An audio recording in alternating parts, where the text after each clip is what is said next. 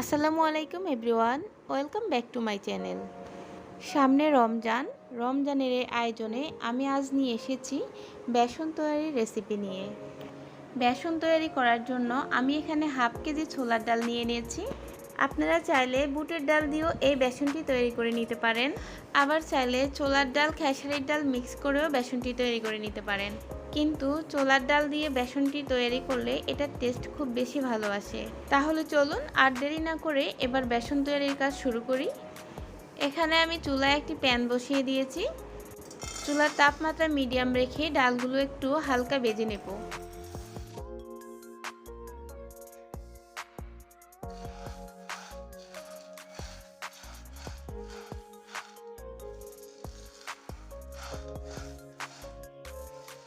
দুই থেকে 3 মিনিট ভেজে নেওয়ার পর আমি এতে দিয়ে দিব 2 টেবিল চামচ পরিমাণ রেগুলার ভাত রান্নার চাল।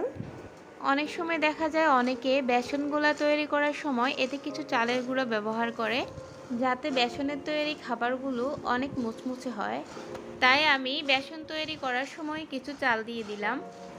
এতে করে আপনি পরে এই বেসন দিয়ে যেটাই তৈরি করেন সেটা অনেক মুচমুচে হবে। চুলার জাল মিডিয়াম লোতে রেখে এগুলোকে আরও মিনিট 2 ভেজে নেব। এগুলো একদম মুচমুচে করে ভেজে নেওয়ার কোনো দরকার নেই, সব মিলিয়ে মিনিট 5 ভেজে নিলেই যথেষ্ট। ভেজে নেওয়া হয়ে গিয়েছে, এখন আমি নামিয়ে নেব। তারপর এগুলোকে আমি একটা কিছুতে মেলে রেখে ঠান্ডা করে নেব। ঠান্ডা করে নেওয়ার পর এগুলোকে আমি একটি ব্লেন্ডারে জারে নিয়ে নিয়েছি। এখন আমি এগুলোকে ব্লেন্ড করে নেব।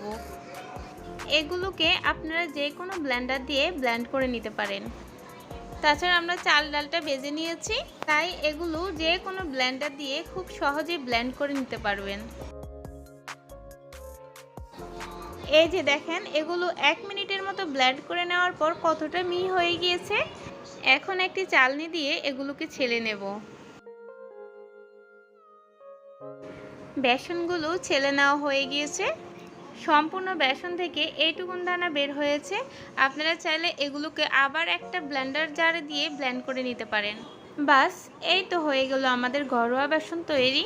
আর এই বেসনটি বাজারের বেসন থেকে কোনো অংশে কম না। আশা করছি আমার রেসিপিটি আপনাদের কাছে ভালো লেগেছে। আর যদি ভালো লেগে থাকে প্লিজ আমার চ্যানেলটি সাবস্ক্রাইব করবেন। আর যারা আমার ফেসবুক পেজ থেকে দেখবেন, আশা করি লাইক অ্যান্ড ফলো দিয়ে পাশে থাকবেন।